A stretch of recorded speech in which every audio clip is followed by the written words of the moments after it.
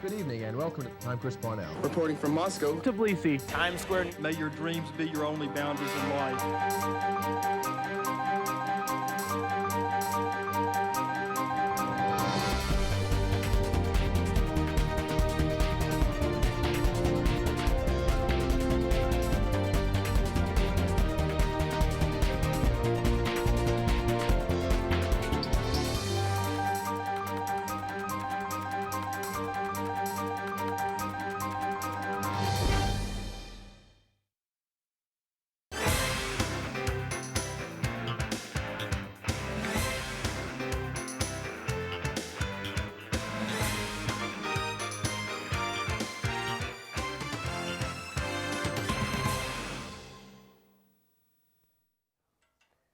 Hello and welcome to GHS-TV's award-winning talk show, Crosstalk.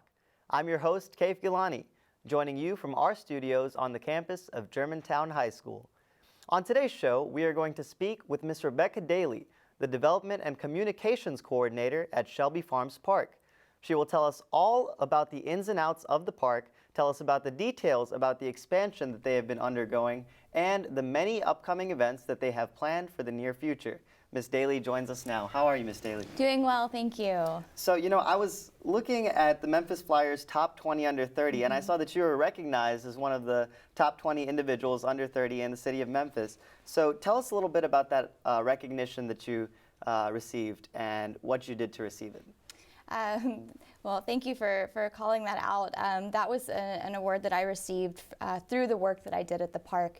I interned there right after college and helped them design the first summer camp program at the park, which actually won the National Health and Fitness Award. So it was a real privilege and treat to be a part of that, and that's where that came from. So now this initiative that you came up with, what does it take to win that award? It took a lot of dedication, and we designed some curriculum that really would connect the youth of the Mid-South to their urban park, to their urban forest, and to each other through healthy lifestyle tips and fun programs. Okay, so you also said that in the interview with the Memphis Flyer, you said that you love telling the story of the park. So go ahead, tell me the story. Well, Shelby Farms Park, it really is a community treasure, and it's a true gem in the Mid-South. It's the largest urban park in the country, which a lot of people don't realize. We're 5 times larger than Central Park in New York City, so it really is an amenity that can't be rivaled. Exactly. So, there's so many different monuments that we have in our city. We have Graceland, we have the Memphis Bridge. What makes Shelby Farms Park the monument that it is? I think obviously the size of the park is one big component of that, but the connections that have been made to the park through the Shelby Farms Green Line and through other great programs in the city that have really put the park on the map, and it's the connection to those other amenities that make it so special. Can you expand on these amenities that we're Sure. talking about? So Memphis has really grown in the past few years in terms of cycling and pedestrian trails, and the Shelby Farms Green Line was really the tipping off point for that, and it's been such a treat to see that grow. You'll see expanded bike lanes within the city that connects to, and just a real sense of connectivity to the community. Right, so the Green Line, what did it take to first get that accomplished, get that going? Because I know it's a really big project that was undertaken. So can you explain about that a little bit? Sure. So the Green Line is actually a Rails to Trails project. It was an unused rail line that was transformed into a cycling and pedestrian trail. And that project took a lot of community involvement and some real dedication from Shelby County government to make that possible. And the good news is it's so popular that we're actually going to be able to expand it in the next few years. We're working on the design phase right now, and then we'll start fundraising for that later on. Right. Well, we'll talk about the expansions more in the next segment, but what currently is going on with the Green Line? What can people expect to do when they're wanting to, oh, I want to go to Shelby Farms Park. Hey, we've heard about the Green Line. What is it? What can we do there? Sure. So it's a 6.5-mile paved urban trail, and you can bike or you can walk or run. Dogs are allowed on leash, and a lot of people use the trail for recreational purposes, but there's a large population that use it to commute. So it's a great way to access the park if you live in a neighborhood adjacent to the Green Line, or you can drive to the park and use it recreationally. Right. And are there any other amenities at the park that can be, for public use that really people don't know about as much right now? Sure, we have the Woodland Discovery Playground, which is the only playground of its kind in the world. We were one of the first 3 sites in the world to receive Sustainable Site Certification, which is similar to LEED certification but for outdoor space. All of the elements in the playground were made from sustainable materials. Many things were reclaimed and reused, and that is free and open to the public, and it's great for kids 12 and under. Wow. You know, I know that your job as the communications director or coordinator, you have to do a lot of the marketing and whatnot and work with that. So, you know, recently with the social media boom and stuff, how has the park adapt its publicity and kind of getting the crowd to know more about the park? Social media is probably the greatest way to engage with Shelby Farms Park. Right. We are constantly trying to reach out, and we also gain feedback from our followers through social media, and it's a really fun way for us to tell the park's story. It's such a visual story to tell, and being able to share pictures immediately as something is happening is a great way to engage our followers. Do you know the amount of people that actually come through the park in any given year? We actually received a grant earlier this year to install some solar-powered counting systems within the park, which is great, and they're sensitive enough that they can track whether or not someone is on foot, on bicycle, or driving a vehicle, which is great. It sounds a little Big Brother-y, that's but, a little but we promise it's just counting the wheels and the feet that go across it. And in just the first few months that those have been installed, we've seen hundreds of thousands of users in the park. Wow, that's awesome. And you know what? A lot of times people don't realize, but there are benefits for the more people that come to the park, the better it is for the park. What helps? How does it help you at the park if more people visit the park? The more people we engage, the better it is for us. Shelby Farms Park Conservancy is a nonprofit organization that manages the park and the Green Line, and we privately fundraise more than $2 million a year to care for those amenities. That takes care of the playground, it takes care of the grounds, and it helps us staff the park throughout the year. And we can't do that without the support of the community. All of that is publicly funded. So the more people that fall in love with the park and want to support it, the better for us. And we also get a ton of volunteers each year. We logged more than 30,000 volunteer hours in the past year, which is just phenomenal. And it's a real statement about how many people love the park and what it means to them. Definitely. And you know, it's a really big staple of the park. I mean, I remember I go through many different 5Ks every year held at the park, the Green Line Half Marathon that just happened.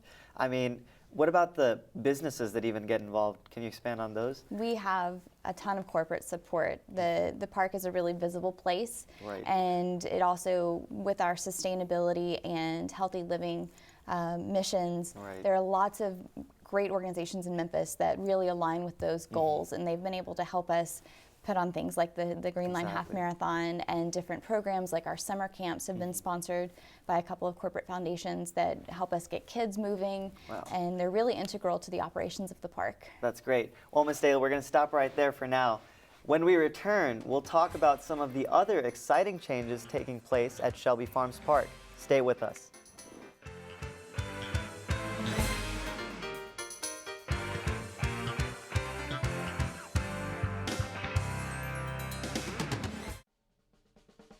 You can now watch your favorite Germantown community television shows from anywhere in the world. GHS-TV is streaming online, live 24/7. A viewing screen displays our channel just like you see on television. Simply visit our website at www.ghstv.org. So log on and enjoy hometown news from anywhere in the world, only at ghstv.org.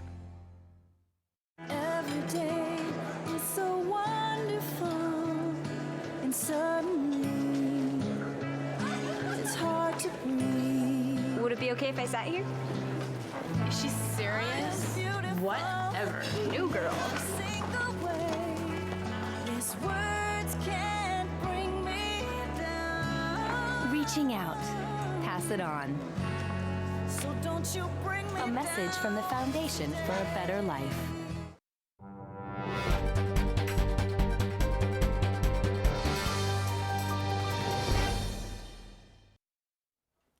Welcome back to Crosstalk. I'm your host, Kaif Gilani. On today's show, we are learning about one of our city's greatest treasures, Shelby Farms Park. Ms. Rebecca Dailey is back with us on set. Well, Ms. Dailey, earlier in the last segment, we talked kind of about the park's history. Well, now let's talk about its future. I know that we have many expansions planned for the city of Memphis and Shelby Farms Park in the future. Can you tell us some more about those and what we can expect?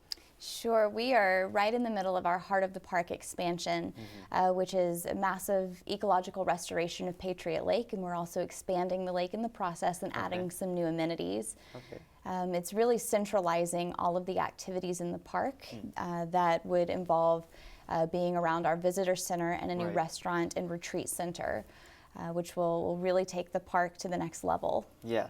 So, you know, you're talking about these, all these new expansions that are being done, but I know, like, if they are trying to expand and all this construction that's going to be going on, won't there be disruptions amongst the park, you know, amongst the goers who are trying to do their thing? Will there be any disruptions of any kind? The beautiful thing about Shelby Farms Park is because of its size, it's big enough for everybody and it's big enough all the time. Exactly. So while there are some disruptions going on around the Patriot Lake area right now, we have done everything possible to protect access to the different areas of the park, so no access has been lost through construction. You may experience minor delays when moving through the park, or you might be taking a new route, but you should still be able to access all of your favorite parts outside of the Patriot Lake area. One thing you can do is we have a brand new app that's free to download, and we post any disruptions that might come up on there as soon as we find out about them, and you can also check our website. That's amazing, and I know the thing about all these renovations and expansions, I know it takes a lot of money to be able to do these. And earlier in the last segment, you talked a lot about the fundraising that's being done. Can you expand on what type of fundraising and how it's done, and what kind of amount it takes to be able to do these? Sure. There are lots of ways to give back to the park, from a very minimal engagement to a more hands-on approach. We have a tiered membership program for individuals and families, and all of the dollars from your membership go back to supporting the park. You get lots of benefits, including discounts to some of our events for becoming a member. We have our 1 Million Trees program, an Adopt a Buffalo program, and all of these go back into the general operations of the park. And we also have a capital campaign, which was separate from our general operations, and that's for the Heart of the Park expansion.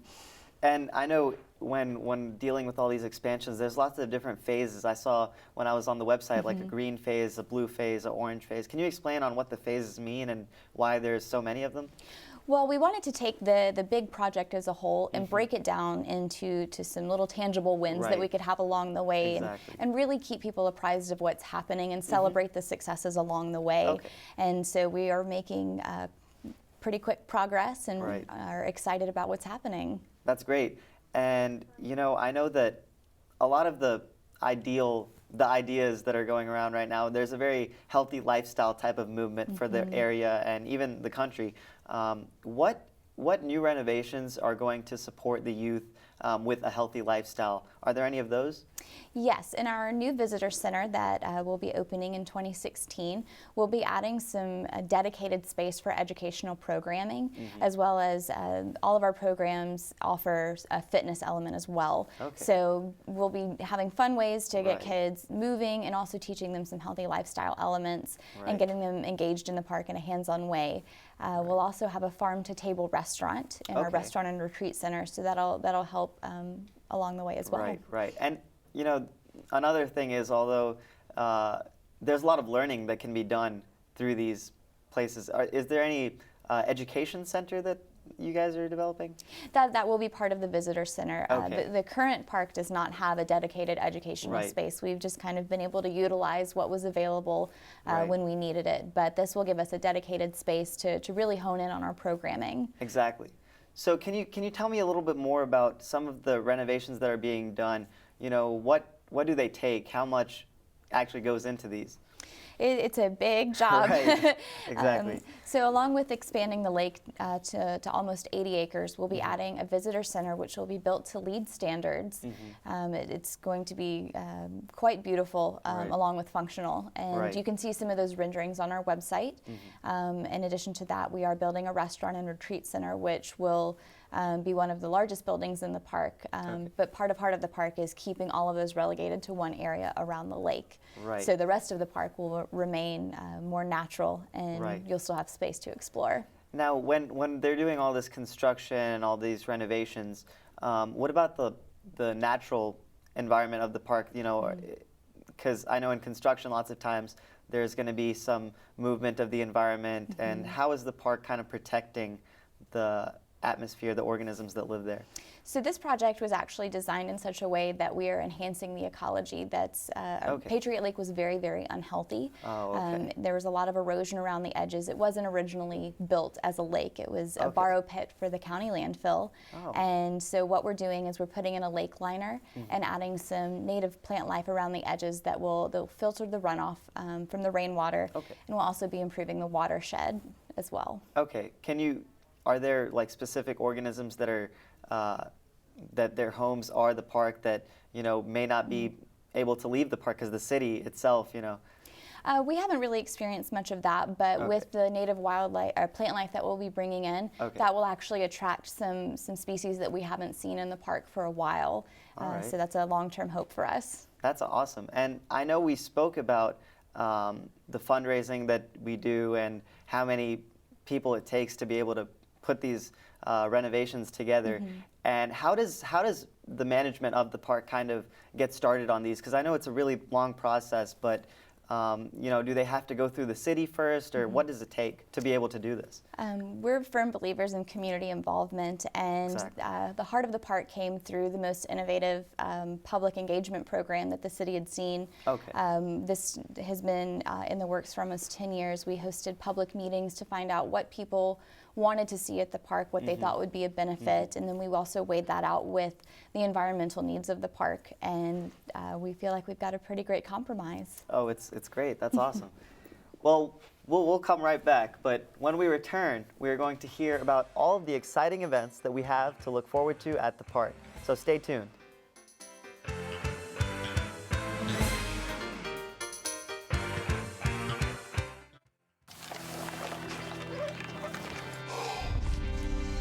Check it out. When it gets cold, feels like the end. There's no place to go, you know I won't give in. No, I won't give in. Keep holding on, 'cause you know we'll make it through, we'll make it. Wow. College already. Yeah. We gotta go. For all the truth that you made, I love you. for all the joy you brought to I love you too, Daddy. You're the one who saw And thanks for everything. Gratitude. Pass it on. A message from the Foundation for a Better Life.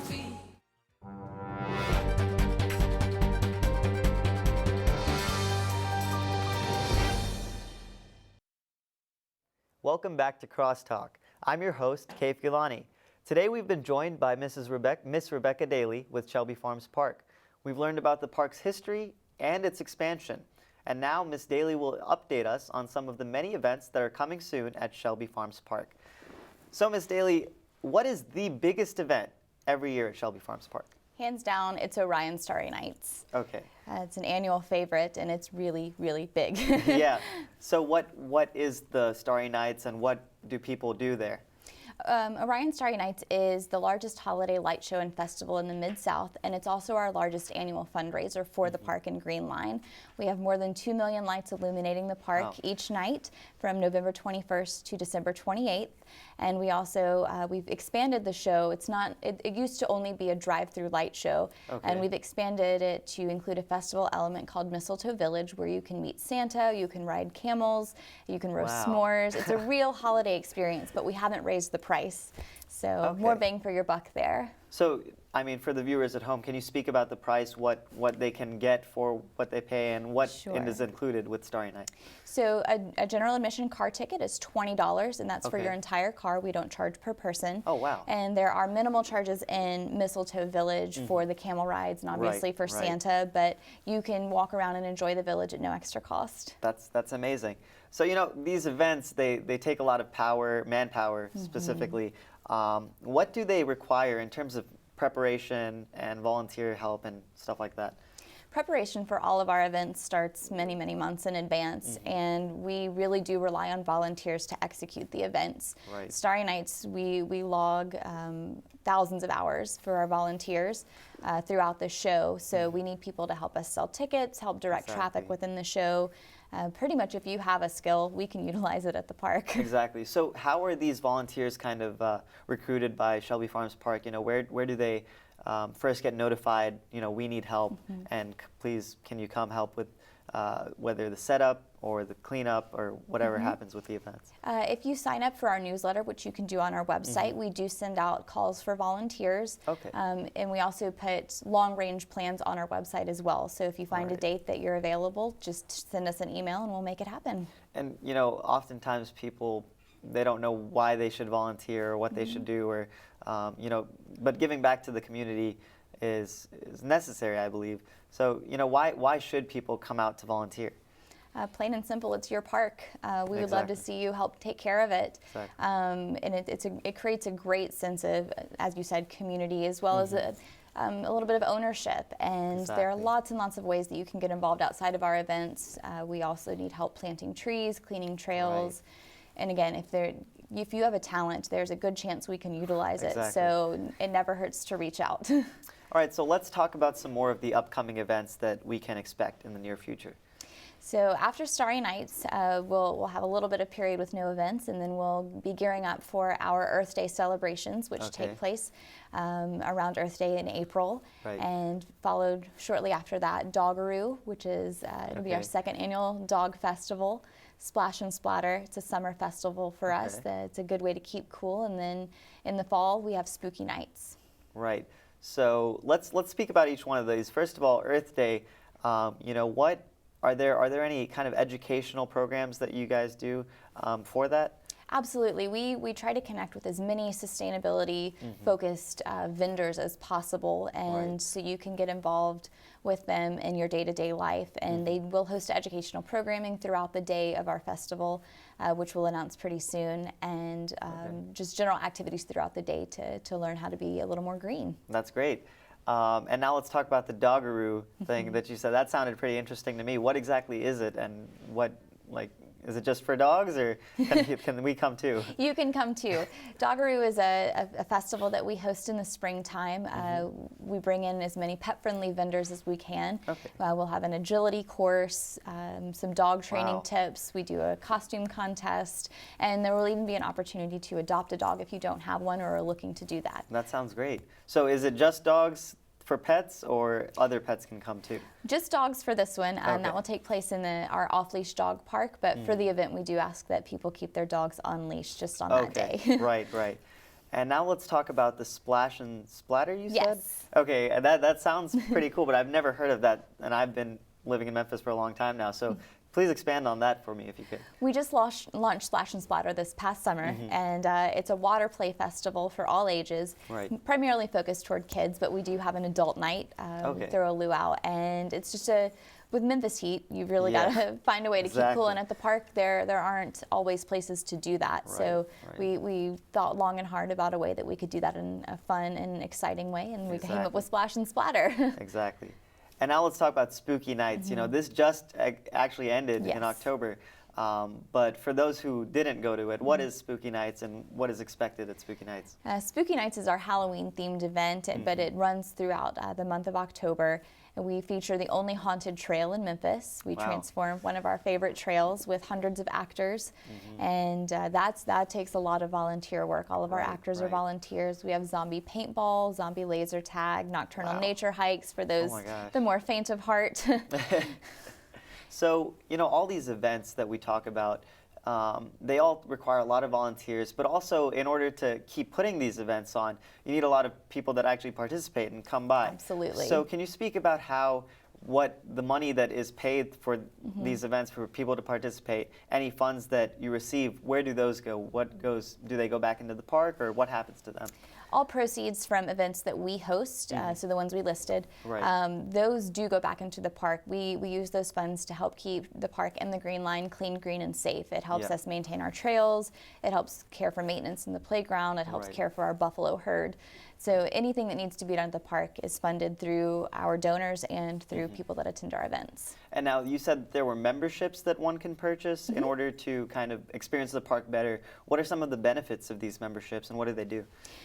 We have a tiered membership program, so the more you give, the more benefits you get. But all members get a discount for Orion Starry Nights.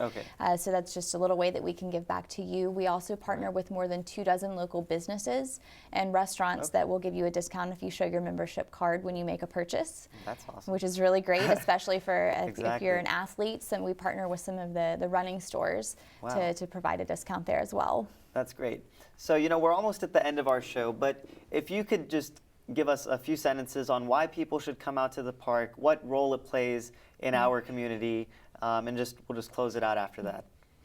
As I said before, the park really is a community gym, and it's in the geographical center of Shelby County, so it really is, it could be a part of everybody's lives, and we would love to see that. And if you love being outside, and even if you don't, it's a great place to get involved. Exactly. Well, thank you so much for being on the show, Ms. Dailey. And Memphis and the entire Mid-South is fortunate to have an asset like Shelby Farms Park. No matter the season, this urban oasis offers activities that the entire family can enjoy. To learn more about Shelby Farms, visit them at shelbyfarmspark.org. Thanks to everyone at home for tuning in this week. If you'd like to learn more about our program, visit GHS-TV.org, where you'll find our live stream and video archive. And be sure to follow us on one of our many social media channels for news, updates, and behind-the-scenes extras. From the entire crew here at GHS TV, we look forward to seeing you next time for another edition of Crosstalk.